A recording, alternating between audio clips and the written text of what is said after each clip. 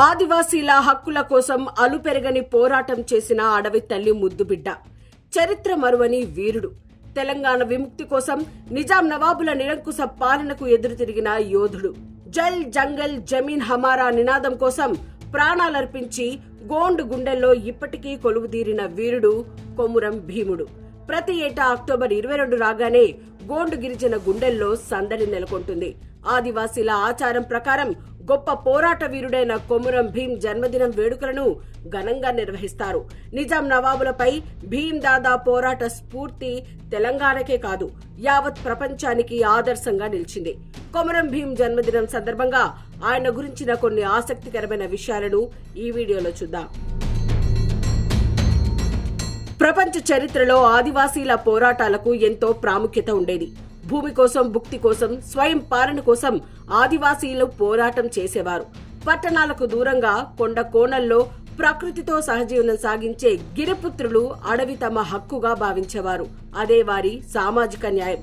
భారతదేశానికి ఆంగ్లేయులు రాకముందే ఉమ్మడి ఆంధ్రప్రదేశ్, మహారాష్ట్ర, మధ్యప్రదేశ్, ఒడిశా రాష్ట్రాల పరిధిలో క్రీస్తుశకం 1240 నుంచి క్రీస్తుశకం 1749 మధ్య గోండ్వానా రాజ్యాంగం ఏర్పడ్డాయి.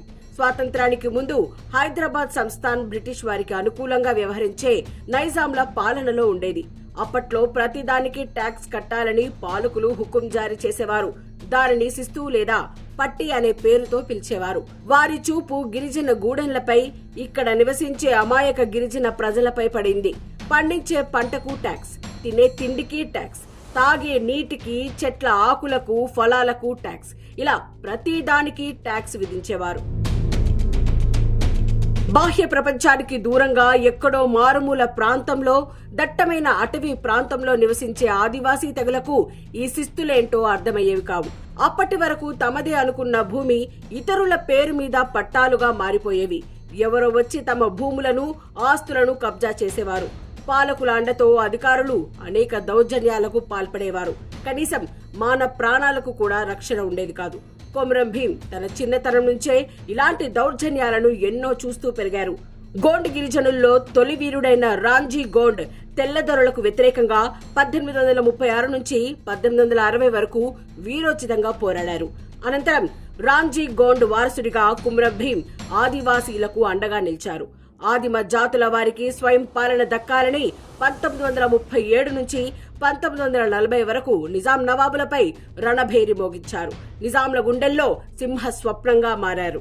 ఆదిలాబాద్ జిల్లా కెరిమెరి మండలం సంకేపల్లిలో 1901 అక్టోబర్ 22న కొమురం భీం జన్మించారు. తన 15వ ఏట ఫారెస్ట్ అధికారులు చేసిన దాడిలో తన తండ్రిని కోల్పోయారు. ఆ తర్వాత అక్కడ ఉండలేక సొంతూరును విడిచి భీం కుటుంబం సుర్దాపూర్ గ్రామానికి వలస వెళ్లింది. తనకు వారసత్వంగా వచ్చిన పోడు భూమిని సాగు చేసుకుంటూ జీవనం సాగించారు. ఆ కొండల్లో ఆరుగాలం కష్టపడి అహర్నిశలు శ్రమిస్తే పంట పండేది. ఈ సమయంలోనే ఒకరోజు భీం కుటుంబం పనిచేసే పొలం తనదేనంటూ సిద్దికి జాగీర్దార్ అక్కడికి వచ్చారు. ఆ పండించిన పంట మొత్తం తనదేనంటూ దౌర్జన్యం చేశాడు. లేదా పండించిన పంటకు కౌలు చెల్లించాలని బెదిరించాడు. దీనికి కొమురం భీం అడ్డు చెప్పాడు.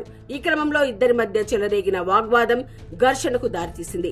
ఈ ఘటనలో సిద్దికి అక్కడికక్కడే మరణించాడు. ఇది పాలకులపై గిరిజనుల తిరుగుబాటుకు తొలి బీజంగా చరిత్ర చెబుతోంది.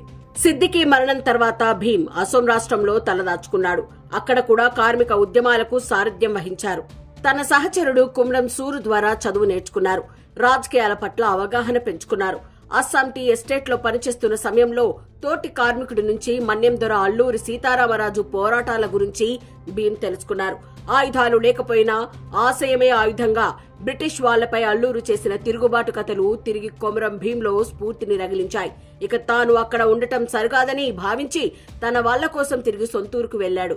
భీం తిరిగి వచ్చేసరికి తమ వారు మరింత దుర్భర పరిస్థితులను ఎదుర్కోవడం చూసి చెలించిపోయారు. బానిస బతుకులకు వ్యతిరేకంగా తిరుగుబాటు జెండా ఎగురవేశారు. తన సహచరుడు సూరు సాయంతోనే భీం ఆదివాసీ హక్కుల పోరాటానికి నడుం బిగించాడు. ఆసిఫాబాద్ పరిధిలోని 12 గ్రామాలకు చెందిన యువకుల సైన్యంతో కొమురం భీం వాటిని స్వతంత్ర గోండు రాజ్యంగా ప్రకటించుకున్నారు. అందుకు ఆసిఫాబాద్ జిల్లా కలెక్టర్ అబ్దుల్ సత్తార్తో జరిపిన చర్చలు సఫలం కాలేదు. కుల పెద్దల సలహా మేరకు తమ డిమాండ్లను నిజాం నవాబు మీర్ ఉస్మాన్ అలీ ఖాన్ బహదూర్ కు విన్నవించడానికి హైదరాబాద్ వెళితే అధికారులు భీంకు అనుమతి ఇవ్వలేదు. పైగా ఆయన్ని అవమానించారు. దీంతో జోడేఘాట్ గుట్టల నుంచే భీం పోరాటానికి సిద్ధపడ్డారు. దీంతో నిజాం సర్కార్ ఓ మెట్టు దిగొచ్చింది. మన్యం గిరిజనుల ప్రధాన సమస్య అయిన వారి భూములకు పట్టాలిస్తామని వర్తమానం పంపింది. అంతటితో ఆగలేదు. అడవిపై సర్వ హక్కులు, గూడేలకు స్వయం పాలన కావాలని కొమరం భీం మరోసారి డిమాండ్ చేశారు. కొమరం భీం షరతులను ఒప్పుకొని సర్కార్ పోలీస్, సైనిక బలగాలతో నిఘా పెంచింది.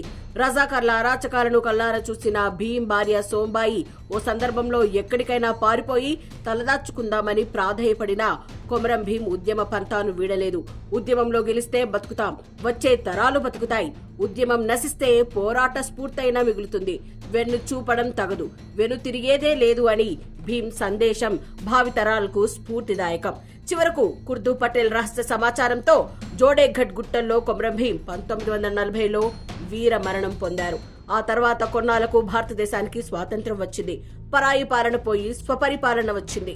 నైజాం, బ్రిటిష్ పాలకులపై ఏకకాలంలో పెద్ద పులిలా విరుచుకుపడ్డ కొమరం భీం పోరాటాలను, అతని ప్రాణత్యాగాన్ని నాటి పాలకులు, చరిత్రకారులు చరిత్రలో చెక్కలేదు, పుస్తకాల్లో లిఖించలేదు. అయినా కూడా కొమరం భీంను ఇక్కడి ప్రజలు తమ గుండెల్లో ఆరాధ్య దైవంగా పూజిస్తున్నారు. భీం రగిల్చిన విప్లవ జ్యోతి ఇప్పటికీ ప్రజల గుండెల్లో సజీవంగా మండుతూనే ఉంది. తెలంగాణ ప్రభుత్వం ఏర్పడిన తర్వాత కొమరం భీం చరిత్రకు పునర్వైభవం దక్కింది. ఒక జిల్లాకు పేరు, అక్కడ ఓ మ్యూజియం, స్మారక చిహ్నం కూడా ఏర్పాటు చేసింది. పుస్తకాల్లో కొమరం భీం చరిత్ర పాఠ్యాంశంగా చేర్చింది.